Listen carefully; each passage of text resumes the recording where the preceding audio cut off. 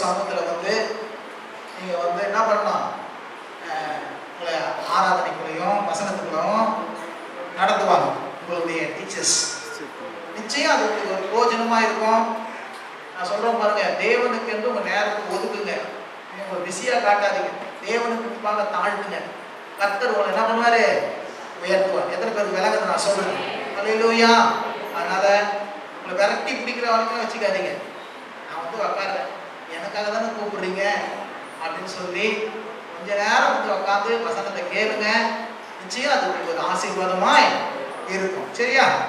இன்னைக்கு வந்து mighty name அப்படின்னு சொல்லி நாம பிரசங்கத்தினுடைய தலைப்பு, அதாவது வல்லமை உள்ள நாமம். என்ன சொல்லுங்க? வல்லமை உள்ள நாமம் என்ற தலைப்புல நாம பார்க்க போறோம். அப்போஸ்தலர் நடபடிகள் 4ஆம் அதிகாரத்துல பாருங்க, பேதுரு இப்படியாக சில காரியங்களை என்ன பண்றாரு சொல்ற.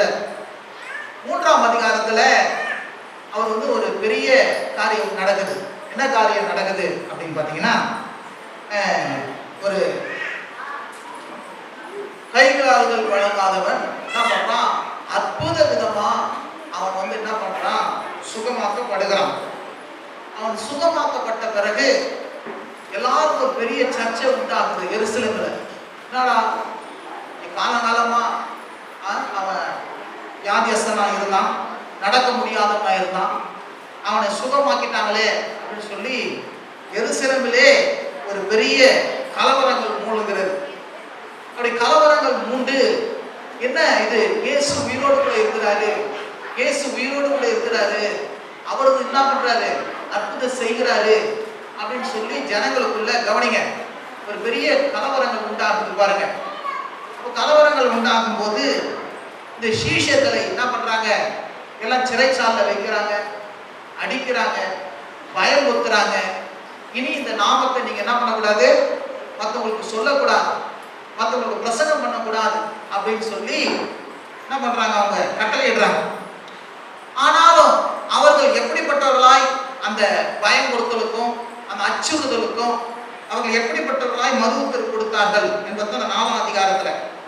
முதலாவது பார்த்தீங்கன்னா, இந்த 4ஆம் அதிகாரத்தை நீங்க முழுசா நீங்க வாசிக்கும் போது 37 வசனங்கள் இருக்குது. 37 வசனங்களை அப்படின்னு பார்க்கும்போது 3 இடத்துல அதை நேம் கொடுத்து சொல்லப்படுகிறது, அவர் நாமத்தை குறித்து என்ன பண்ணுகிறது, சொல்லப்படுகிறதா இருக்கிறது. முதலாவது நீங்க பார்த்தீங்கன்னா 4ஆம் அதிகாரம் 10ஆம் வசனத்துல இப்படி சொல்லப்படுகிறது, உங்களால் சிலுவையில் அறையப்பட்டவரும் தேவனால் மரித்தோரிலிருந்து எழுப்பப்பட்டவருமாய் இருக்கிற நசரேயனாகிய இயேசு கிறிஸ்துவின் நாமத்தினாலே இவன் உங்களுக்கு முன்பாக சுஸ்தமாய் நிற்கிறான் என்று உங்கள் எல்லாருக்கும், இஸ்ரவேல் ஜனங்கள் எல்லாருக்கும் தெரிந்திருக்க கடவுது. பேதுரு சொல்ற, ஒரு அற்புதமா ஒருத்தன் வந்து சுகமாயிட்டான். 40-50 வயசு தக்க மதிப்புள்ள 2 கால்கள் முடமான ஆக்கப்பட்டு 2 கைகள் முடமான ஆக்கப்பட்டு கோயில்ல பிச்சை எடுத்து கொண்டு இருந்தவன் பேதுருவும் யோவானும் ஆலயத்துக்கு ஜெபம் பண்ணும்போது அவங்க போனபோது அவன் உற்று பார்த்து பிச்சைகள் தான் கிடைக்குமான்னு பார்த்தான். பிச்சைகளில் எங்ககிட்ட இயேசுவின் நாமம் இருக்குது என்று சொல்லி இயேசுவின் நாமத்தினாலே அவனை எழுந்து நட என்று சொல்றாங்க. எழுந்து நட என்று சொன்னோம், அவன் துள்ளி குதித்து எழுந்து நடந்து என்ன பண்றான், ஓடுறான். இதை பார்த்து ஜனங்களுக்குள்ள இது என்னடா, இது இப்படியெல்லாம் நடக்குமா, இது எப்படி நடந்துச்சு, இது எப்படி, இது எதனால இந்த அற்புதம் நடந்துச்சு, எப்படிப்பட்ட இவனுக்குள்ள சுகம் வந்துச்சு அப்படின்னு சொல்லி எருசலேம் எங்கும் ஒரு மிகப்பெரிய ஒரு கலவரம். அப்போ உடனே என்ன பண்றான், பேதுரு வந்து உடனே என்ன பண்றான், அப்படி பேசலாம்.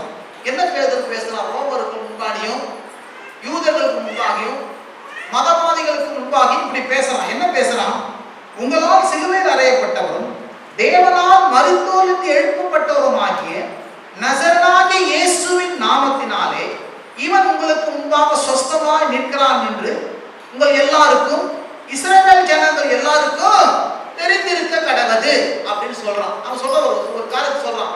இது ஏன் நடந்துச்சு தெரியுமா, இயேசு கிறிஸ்துவின் நாமத்தினாலே சிலுவையில் அறையப்பட்ட தேவனால் உயிரோடு கூட எழுப்பப்பட்ட கிறிஸ்துவின் பெயராலே, அந்த நாமத்தினாலே இவனுக்கு என்ன பண்ணுது? ஒரு சுகம் இவனுக்கு உண்டாயிருந்தது. சொஸ்தமா நிற்கிறான் என்று உங்களுக்கு தெரிந்திருக்க கடவுது அப்படின்னு சொல்றான். அப்ப முதலாவது இந்த நேம் என்ன நேம் அப்படின்னா, the name of healing.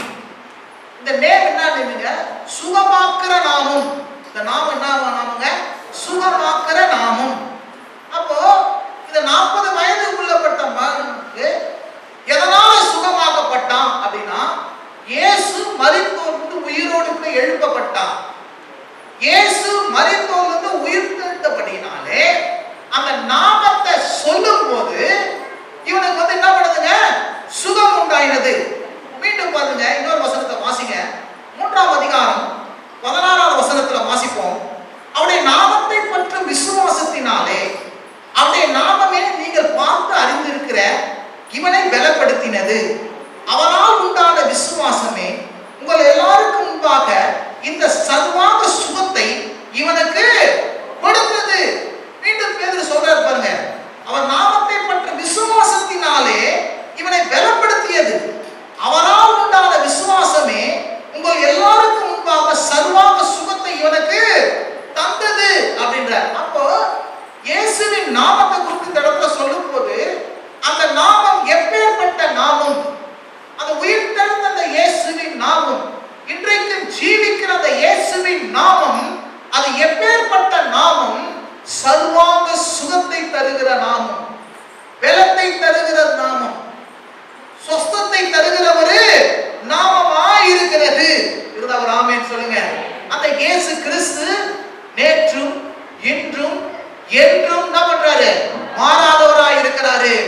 அன்றைக்கு உயிர்த்தெழுந்த இயேசு இன்றைக்கும் உயிரோடு கூட பிதாவின் வலப்பரிசத்துல நமக்காக பரிந்து பேசிக் கொண்டிருக்கிறாரு. அன்றைக்கு அந்த இயேசுவின் நாமத்தினாலே அப்பேற்பட்ட ஒரு சுகத்தை அந்த மனுஷனுக்கு தந்திருக்கும் என்றால், இன்றைக்கும் இந்த இயேசு கிறிஸ்து உங்களுக்கு சர்வாங்க சுகத்தை தர என்ன பண்றாரு? வல்லவராய் இருக்கிறாரு. இந்த ஆமென் சொல்லுங்க. ஒருவேளை தலையில பிரச்சனை, ஒருவேளை காதுல பிரச்சனை, பல்லுல, வாயில, கண்களில, சொல்ல முடியாத பல இடத்துல பிரச்சனை இருந்தாலும் நான் சொல்றேன் பாருங்க, இயேசுவின் நாமம் சர்வாங்க சுகம் அளிக்கிற நாமம், இயேசுவின் நாமம் பலப்படுத்துகிற நாமம், இயேசுவின் நாமம் சொஸ்தமாக்குற நாமம், சுகமாக்குற ஒரு நாமம். இருந்தா ஒரு ஆமென் சொல்லுங்க. அந்த நாமத்தை நீங்க சொல்லுவீங்க போது, அந்த நாமத்தை குறித்து பேசும்போது, அந்த இயேசு என்ற நாமத்தை நினைக்கும் போது, நான் உங்களுக்கு சொல்லுகிறேன் பாருங்க, அன்றைக்கு எப்படி உயிர்த்தெழுந்த இயேசுவின் நாமத்தினாலே அந்த மனுஷனுக்கு ஒரு அற்புதம் நடந்ததோ, இதோ கூடி வந்திருக்கிற உங்கள் மத்தியில நான் சொல்றேன், அந்த இயேசுவின் நாமம் இன்றைக்கு உங்களுக்கு சுகத்தை தர வல்லமையுடையதாய் இருக்கிறது. அல்லேலூயா. உங்கள் காது வலிகள் எல்லாம் இயேசுவின் நாமத்தினாலே போகிறது. உங்கள் முடி கொட்டுகிறதெல்லாம் இயேசுவின் நாமத்தினாலே நிற்கிறது. உங்கள் சிறுநீரக பிரச்சனை இயேசுவின் நாமத்தினாலே சுகமாகிறது. உங்க முதுகு வலி எல்லாம் இயேசுவின் நாமத்தினாலே சுகமாகிறது. உங்களுடைய எல்லா விதமான பிரஷர்ஸையும், எல்லா விதமான சுகர்ஸையும், தலைவலிகளையும், எல்லா வயிற்று வலிகளையும், உள்ளங்கால் சம்பந்தப்பட்ட, மூட்டு சம்பந்தப்பட்ட, சோல்டர் சம்பந்தப்பட்ட, கழுத்து சம்பந்தப்பட்ட, சொல்ல முடியாத எல்லா வலிகளையும், எல்லா வேதனைகளையும் இயேசுவின் நாமத்தினாலே இப்பொழுதே ஆண்டவர் உங்களை சுகமாக்குறவராய் இருக்கிறார். இயேசுவின் நாமத்தினாலே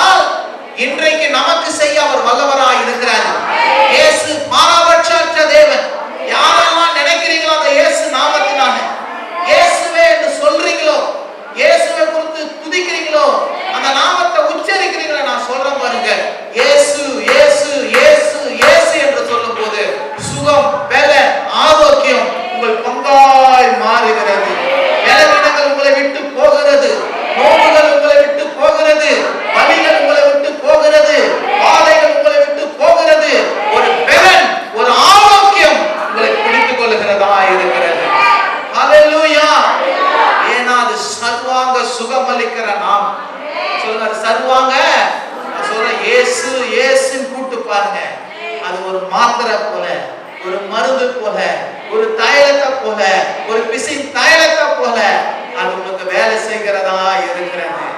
ஹல்லேலூயா. அந்த இயேசு பாருங்க, நமக்கு சமாதானத்தை உண்டு பண்ணுகிற தண்டனை அவர் மேல வந்தது. அவருடைய காயப்பட்ட தழும்புகளாக நீங்கள் நானும் சுகமானோம் என்று வேதம் சொல்லுகிறது. உனக்காக எனக்காக ஒரு அடிமையை போல 39 அடிகளை அவர் வாரினாலே அடிக்கப்பட்டது. அவர் உடம்பெல்லாம் கிழிக்கப்பட்டது. அவர் ரத்தம் எல்லாம் பீரிட்டு பாய்ந்தது. அவர் பார்க்கிறதுக்கு ரூபம் நல்ல ரூபம் இல்லாத இருந்தது. அவருடைய முகமெல்லாம் விகாரப்பட்டு உனக்காக சிலுவையிலே தொங்கினார், வேதனைப்பட்டார். எத்தனை காயங்களும் அத்தனை வலிகளையும் அத்தனை வேதனைகளை நான் சொல்றேன். பிரியமானவளே, பிரியமான சகோதரியே, நீங்களும் நானும் சுகமா இருக்க வேண்டும் என்பதற்காக ஹல்லேலூயா. இந்த காலை வேளையில இயேசு என்ற அந்த நாமத்தை நீ உச்சரிக்கும் போது நான் சொல்றேன், வாழ்க்கையில சுகம் உன்னை பற்றிக்கொள்ளும். இருந்தா ஆமென் சொல்லுங்க. ஒரு மாத்திரையை காட்டிலும், ஒரு மருந்தை காட்டிலும், இருந்தா ஆமென் சொல்லுங்க. நீ கொடுக்கிற கசாயத்தை காட்டிலும் இயேசுவின் நாமம் உனக்கு ஒரு சுகத்தை தர வல்லமையுள்ளதா இருக்கிறது. ஹல்லேலூயா. அது சர்வாங்க சுகம் அளிக்கிற நாமம். அவ்வளவு மகத்துவம். அந்த நாமத்தை குறித்து பேசுங்க, அந்த நாமத்தை குறித்து சொல்லுங்க, அந்த நாமத்தை உச்சரிங்க. உச்சரிக்கும் போதெல்லாம் சொல்றேன் பாருங்க, உன்னையே அறியாம ஒரு பலன், உன்னையே அறியாம ஒரு சுகம், உன்னையே அறியாம ஒரு ஆரோக்கியம், ஒரு விடுதலை என்ன பண்ண உண்டாகிறதா இருக்கிறது. ஹல்லேலூயா. இரண்டாவது 12வது வசனத்துல சொல்றாரு பாருங்க, முதல்ல அந்த நாமம் சுகமளிக்கிற நாமம். இரண்டாவது 12வது வசனம், அவரால் அன்றி வேறொருவரால் ரட்சிப்பு இல்லை, நாம் ரட்சிக்கப்படும்படி வானத்தின் கீழெங்கும் மனுஷர்களுக்குள்ளும் அவருடைய நாமமே அல்லாமல் வேறொரு நாமம் கட்டளையிடப்படவில்லை என்றார். இரண்டாவது சொல்றாரு the name of saving. அது என்ன நாமம்? அது ரட்சிப்பின் நாமம். அது என்ன நாமங்க? ரட்சிப்பின் நாமம், ரட்சணிய நாமம், ரட்சிக்கிற நாமம், விடுவிக்கிற நாமம், ஒரு டெலிவரன்ஸ் பண்ணுகிற நாமம். வேதம் சொல்லுது பாருங்க, ரோமர்ல கர்த்தருடைய நாமத்தை தொழுது கொள்கிற யாவரும் என்ன பண்ணுவார்களாம்? ரட்சிக்கப்படுவார்கள். இந்த ஆமென் சொல்லுங்க. இந்த நாமத்தை ஆராதிக்கும் போது, இந்த நாமத்தை உச்சரிக்கும் போது, அந்த நாமத்தை பேசும் போது, அந்த நாமத்தை நினைக்கும் போது, இயேசுவே இயேசுவே ஆண்டவர், இயேசுவே ரட்சகர், இயேசுவே என்று நீங்க கூப்பிடும் போது நான் சொல்றேன் பாருங்க, வாழ்க்கையில ஒரு விடுதலை உண்டாகும். ஆமென் சொல்லுங்க. பிசாசினால பலவிதமான அழுத்தங்கள், பலவித மனுஷ தடைகள், பலவிதமான உபத்திரங்கள், பலவிதமான பிரச்சனைகள், போராட்டங்கள், பலவிதமான மூடப்பட்ட கதவுகள், எல்லாவற்றிலிருந்தும் இந்த இயேசு ரட்சிக்கிறவராக இருக்கிறார். அந்த நாமத்தை சொல்லும் போது உனக்கு ஒரு ரட்சிப்பு உண்டாகிறது. எத்தனை பேர் விசுவாசிக்கிறீங்க? அந்த நாமத்துல ஒரு ரட்சிப்பு இருக்குது. இயேசுவே கூப்பிட்டு பாருங்க, எல்லா பிரச்சனையிலிருந்து படிப்படியா நீ விடுதலை ஆகிடுவ. ஏன்னா விடுவிக்கிற நாமம். குமாரன் விடுதலையாக்கினார், மெய்யாகவே நீங்க என்ன பண்ணுவீங்க? விடுதலையாவீர்கள் என்று வேதம் சொல்லுகிறது. ஹல்லேலூயா. அந்த இயேசுவின் நாமம் உன்னை விடுவிக்கும். பலவிதமான கடன் பிரச்சனை, பலவிதமான வட்டி பிரச்சனை, பலவிதமான குடும்ப பிரச்சனை, வேலையில பிரச்சனை, தொழில பிரச்சனை, குடும்பத்துல பிரச்சனை, பிசாசின் பிரச்சனை, என்ன பிரச்சனையா இருக்கட்டும், வானத்திலும் பூமியிலும் மேலான நாமம், அவருடைய நாமம் இல்லாம வேறொரு நாமம் விடுதலை ஆக்குறதுக்கு என்று என்ன பண்ணல, தேவனால் அருளப்படவே இல்லை. பாவத்திலிருந்து மீட்டெடுத்த நாமம், பிசாசின் பிடியிலிருந்து மீட்டெடுத்த நாமம், பாதாளத்தின் பிடியிலிருந்து மீட்டெடுத்த நாமம், பிசாசுடைய சகலவித உபத்திரத்திலிருந்து விடுதலையாக்கின நாமம். இன்றைக்கும் அந்த நாமத்துல ஒரு வல்லமை இருக்குது. இன்றைக்கு அந்த நாமத்துல ஒரு ஜீவன் இருக்குது. இன்றைக்கு அந்த நாமத்துல ஒரு என்ன பண்ணுதுங்க, ஒரு விடுதலை இருக்குது பாருங்க. அந்த இயேசு என்று நீங்க கூப்பிடும் போது நான் சொல்றேன் பாருங்க, ஒரு பெரிய விடுதலை உங்களுக்கு உண்டாகும். ஒரு ஆமென் சொல்லுங்க. ஹல்லேலூயா. அந்த நாமத்துல ரட்சிப்பு இருக்குது உங்களுக்கு. நிச்சயம் சொல்றேன், உங்களால ஐயோ இதுல இருந்து எப்ப நான் தப்ப போறேன், இதுல இருந்து நான் எப்ப வெளியே வர போறேன், இதுல இருந்து யார் என்ன மீட்க போறாங்க, இந்த பிரச்சனை இருந்து எப்ப நான் வெளியே வர போறேன் அப்படி சொன்னா, இயேசுவே அப்படின்னு கூப்பிடுங்க. கடல்ல முழுக போறான் பேதுரு,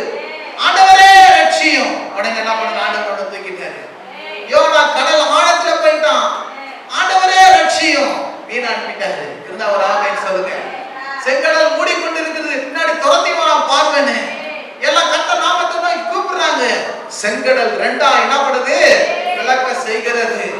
இன்னைக்கு நான் சொல்றேன், உன்னை சுத்தி இருக்கிற செங்கடலா இருக்கலாம், உன்னை சுத்தி ஒரு ஆழியா இருக்கலாம், உன்னை சுத்தி தீயா இருக்கலாம், நெருப்பா இருக்கலாம், தண்ணீரா இருக்கலாம், என்ன பிரச்சனையா இருக்கலாம், 1000 போராட்டங்கள் இருக்கலாம். நான் சொல்றேன் பாருங்க, இயேசு என்று கூப்பிடு, இயேசு என்று நினை, இயேசு என்று சொல்லி ஆராதி, இயேசுவே எனக்கு உதவி செய்யும் சொல்லுங்க.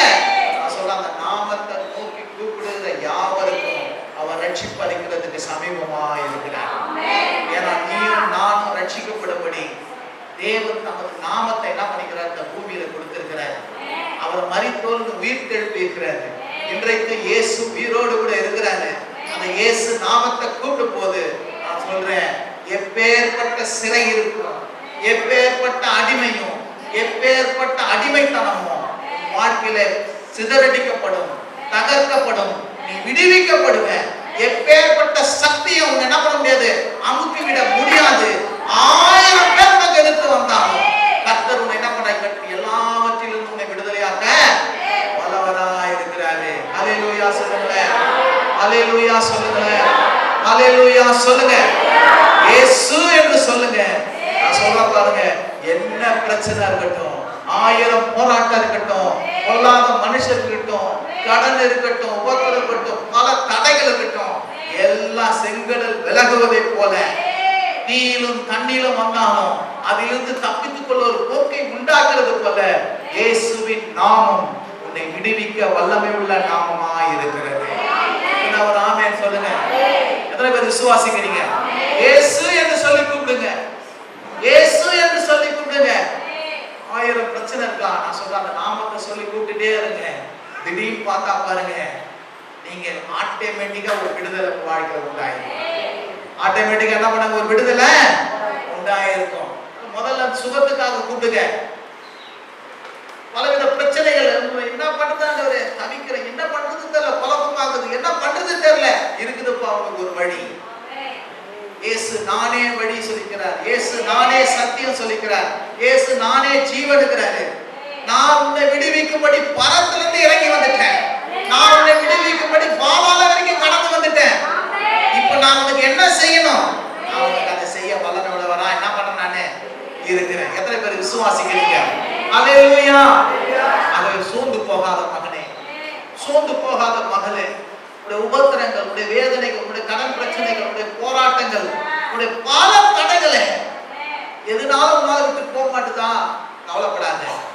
எல்லாவற்றுக்கும் மேலான நாமம், மரித்தோருக்கு உயிர் தெழுந்த நாமம், பிசாசையும் பாதாளத்தையும் நரகத்தை ஜெயித்த நாமம், நாம் விடுவிக்கப்பட வேண்டும் தேவனால் அருளப்பட்ட நாமம், நல்ல நாமம், வல்ல நாமம், நமது இயேசுவின் நாமம். இருந்தா ஒரு ஆமென் சொல்லுங்க. அந்த நாமத்தை நோக்கி கூப்பிடுங்க. அப்பா நம்ம நோக்கி கூப்பிடுறேன், ஏசப்பா ஏசப்பான்னு சொல்லி பாருங்க. நிச்சயம் சொல்றேன், ஒரு பெரிய விடுதலை கிடைக்கும், ஒரு பெரிய மீட்பு கிடைக்கும், ஒரு பெரிய ரட்சிப்பு கிடைக்கும். கடைசியா மூணாவது காரியம் வாசிப்போம். 30ஆம் வசனம். உடைய பரிசுத்த பிள்ளையாகிய இயேசுவின் நாமத்தினாலே அடையாளங்களும் அற்புதங்களும் நடக்கும்படி செய்து, பிணியாளிகளை குணமாக்கும்படி செய்து, உடைய கரத்தை நீட்டி உடைய ஊழியக்காரர்கள் உடைய வசனத்தை தைரியத்தோடு சொல்லும்படி அவர்களுக்கு அனுகிரகம். உடைய பரிசுத்த பிள்ளையாக இயேசுவின் நாமத்தினாலே அடையாளங்களும் அற்புதங்களும் நடக்கும்படி செய்து. என்ன சொல்றாங்க? அடையாளங்களும் அற்புதங்களும். இந்த இயேசுவின் நாமம் என்னையா பண்ணும் அப்படின்னா, முதல்ல சுகத்தை கொடுக்கும், ரெண்டாவது உள்ள எல்லா விதமான காரியங்களும் ஒரு டெலிவரன்ஸ், ஒரு மீட்பு, ஒரு விடுதலை, ஒரு ரட்சிப்பு உண்டாகும். மூணாவது என்ன உண்டாகும்? ஒரு அற்புதம் நடக்கும், ஒரு அடையாளம் நடக்கும். இருந்த ஒரு ஆமென் சொல்லுங்க. அற்புதம் என்றால் சூப்பர் நேச்சுரல், நேச்சுரலா நடக்குது ஒரு காரியம். சூப்பர் நேச்சுரல் என்னதுங்க? நேச்சுரலுக்கு தாண்டி நடக்குது சூப்பர் நேச்சுரல், அதான் அற்புதம். இருந்த ஒரு ஆமென் சொல்லுங்க. இயேசு என்ன பண்ணுவாரு? அந்த நாமத்தை நோக்கி கூப்பிடும் போது அற்புதம் செய்வாரு. நம்ம ஏசாயா வசனத்துல வாசிப்போம், அவருடைய நாமம் அதிசயமானவர் சொல்லுவோம். அல்லேலூயா. அந்த நாமத்தை நோக்கி கூப்பிடும் போது நான் சொல்றேன், இயற்கைக்கு அப்பாற்பட்ட விதத்துல உன் வாழ்க்கையில அற்புதம் நடக்கும். நடக்க முடியாததெல்லாம் நடக்கும். எத்தனை பேருக்கு நடக்குது? நான் சொல்றேன், இயேசுவே அப்படின்னு சொல்லி நீ கூப்பிட்டீங்கன்னா இயேசுவே என்று சொல்லி நீ ஜெபம் பண்ண ஆரம்பிச்சுன்னா என்ன உண்டாகுங்க?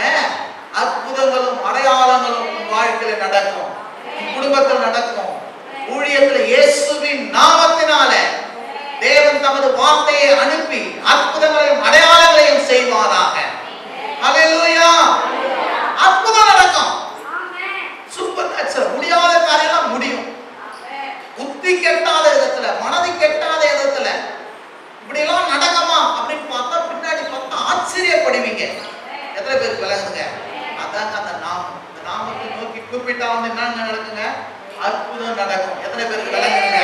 ஹல்லேலூயா. ஏன்னா அற்புதத்தின் நாமம் நம்ம வாழ்க்கையில வந்து இயற்கைக்கு அப்பாற்பட்ட பெரிய காரியங்களை செய்யணும்ன்றதுக்காகவே அவர் இந்த பூமியில என்ன பண்றாரு? இயேசு என்ற நாமத்தில் என்ன பண்ணாரு? வந்தாரு. அந்த நாமத்தை நோக்கி கூப்பிட்டா நிச்சயம் சொல்ற பாருங்க, ஒரு அற்புதம் நடக்கும்பா. உடைய பொருளாதாரத்துல, பண ஆசீர்வாதத்துல, சரீர சுகத்துக்கு அடுத்த காரியத்துல, குடும்பத்துல, பிள்ளைகள் மத்தியில, திருமண காரியங்களில, வேலை ஸ்தலங்களில, ஊழியங்களில, எல்லாவற்றிலும் தேவன் அற்புதம் செய்ய என்ன பண்றாரு? வல்லமை உடையவராய் இருக்கிறார். இருந்தவர் ஆமென் சொல்லுங்க. அந்த நாமத்தை நோக்கி கூப்பிடும் போதெல்லாம் ஒரு அற்புதமான வாசல் திறக்கும். ஆமென். இது முடியாது அப்படி எல்லாருக்கும் நினைப்பீங்க. ஆனா அந்த இயேசு என்று கூப்பிடும் போது முடியிலிருந்து ஒரு தொடக்கம் உண்டாகும். நினைச்சுக்கோ, இது எப்படி நடந்துச்சு? உனக்கே புத்திக்கே எட்டாது, அறிவுக்கே எட்டாது. ஆச்சரியமா என்ன பண்ணாங்க இருக்கும். எத்தனை பேர் விசுவாசிக்கிறீங்க? அப்ப அந்த நாமத்துல வந்து அற்புதம் நடக்கும். சொல்லுங்க, அந்த நாமத்துல என்ன நடக்குங்க? அற்புதம் நடக்கும், அதிசயம் நடக்கும், பெரிய காரியங்கள் நடக்கும். ஆகவே நாம என்ன பண்ணணும்? இயேசு என்று சொல்லி அந்த நாமத்தை ஆராதிக்கணும். இயேசு என்று சொல்லி அந்த நாமத்தை துதிக்கணும். இயேசு என்று சொல்லி அந்த நாமத்தை கூப்பிடணும். இயேசு என்று சொல்லி என்ன பண்ண? அந்த நாமத்தை ஜெபிக்கணும். இருந்தா ஒரு ஆமென் சொல்லுங்க. அப்படி ஜெபிக்கும் போது அந்த வாழ்க்கையில சுகமாகட்டும், ரட்சணியம் ஆகட்டும், அற்புதங்கள் ஆகட்டும், திரளாய் நடக்க கர்த்தர் என்ன பண்றாரு? உதவி செய்கிறவராய் இருக்கிறாரு. இருந்தா ஒரு ஆமென் சொல்லுங்க. அப்ப மூன்று காரியம் பார்த்தோம். என்ன பார்த்தாங்க? அவர் நாமத்துல சுகம், அவர் நாமத்துல ரட்சிப்பு, அவர் நாமத்துல என்ன பண்ணுது? ஒரு மிராக்கிள், அற்புதத்தை நடந்தது. சரி, இந்த மூன்று காரியங்களும் நடந்ததுன்னு சொல்றல, இவர்கள் என்ன செஞ்சாங்க? இந்த மூன்று காரியம் நடந்தது கர்த்தரால. இவர்கள் என்ன செஞ்சாங்க அப்படின்னா நீங்க பார்க்கலாம். இந்த பேதுரு, இந்த யோவான், இவங்க எல்லாம் என்ன பண்றாங்க? மூன்று காரியம் இவர்களை செஞ்சாங்க. அந்த நாமத்துக்கு என்ன செஞ்சாங்க அப்படின்னு பார்க்கும்போது அந்த நாமத்தை என்ன பண்ணாங்க? பிரசங்கம் பண்ணினார்கள். சொல்லுங்க, அந்த நாமத்தை என்ன பண்ணாங்க? 4ஆம் அதிகாரம் 12ஆம் வசனம் வாசிங்க. 4ஆம் அதிகாரம் 2ஆம் வசனம். அவர்கள் ஜனங்களுக்கு உபதேசிக்கிறதினாலும் இயேசுவை முன்னிட்டு மரித்தோர்ந்து உயிர்த்தெழுதலை பிரசங்கிக்கிறதினாலும் சரிங்களா? அதுக்கப்புறம் 13 வாசிங்க. பேதுரும் யோவானும் பேசுகிற தைரியத்தை அவர்கள் கண்டு அவர் படிப்பறியாதவர்கள் என்றும் வேதமை உள்ளவர்கள் என்றும் அறிந்தபடினால் ஆச்சரியப்பட்டு இவர்கள் இயேசுவோடு கூட இருந்தார்கள் என்று அறிந்து கொண்டார்கள். இந்த இயேசுவை என்ன பண்ணாங்க? இவங்க அந்த நாமத்தை குறித்து மற்றவங்ககிட்ட பேசுறாங்க. மற்றவங்ககிட்ட பேசுறாங்க. யாரு? பேதுரு, யோவான். பிரியமானவர்களே, நீங்களும் அந்த நாமத்துல உங்களுக்கு அற்புதம் நடக்கணும், உங்களுக்கு சுகம் உண்டாகணும்,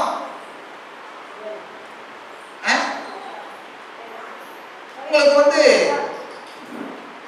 லட்சணியம் உண்டாகணும் அப்படி என்று சொல்லும் போது இந்த பேதுரு யோவான் என்ன பண்ணாங்க? இயேசுவின் நாமத்தை குறித்து மற்றவர்கள் என்ன பண்ணார்கள்? பேசினார்கள். நீங்கள் என்ன பண்ணாங்க? இந்த இயேசுவை குறித்து என்ன பண்ணோம்? அந்த நாமத்தை குறித்து, இயேசுவை குறித்து மற்றவங்க பேசணும். சொல்லுங்க, மற்றவங்க பேசுவீங்களா? பேசணும். பேசுனா என்ன பண்றதெல்லாம் நடக்கும். அவர்கள் என்ன பண்ணாங்க?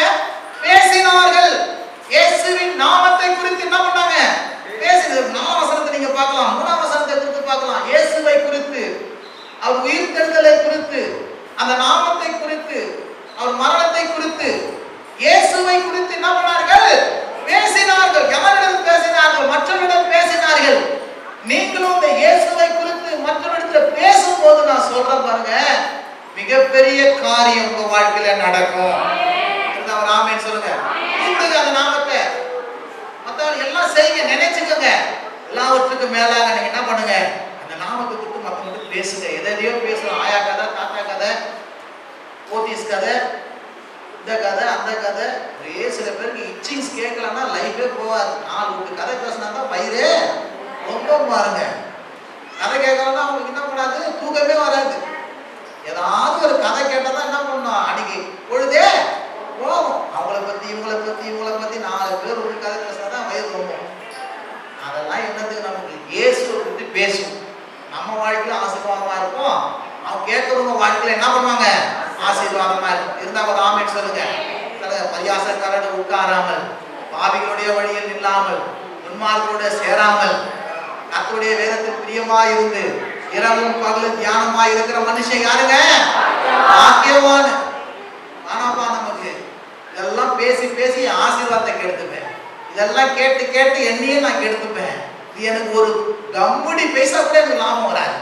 இது என் குடும்பத்துக்கும் எனக்கும் எந்த போஜனம் என்ன பண்ணாது, வராது. எப்பா ஒரு மூடு, மற்றவங்களை பத்தி பேச மாட்டேன். என்னை பத்தி வரையா உன்னை பத்தி வரையா பேசிக்கிறேன். இயேசுவை பத்தி பேசலாமா, பேசலாம். இப்படி பேசி பாருங்க. சில நேரத்துல தேவையில்லாத பேசி பேசி தான் ஆசீர்வாதத்தை இழந்துடுறீங்க. தேவையில்லாத பேசுறதுனா தான் நம்ம வாழ்க்கை நல்ல காரியம் என்ன பண்ண மாட்டேது, நடக்க மாட்டேது. அதனால ஒரு காரியம் புரிஞ்சுக்கங்க, நான் தேவையற்றதை பேச மாட்டேன், தேவையானதை பேசுவேன். இயேசுவை குறித்து இருந்தா ஒரு ஆமென் சொல்லுங்க.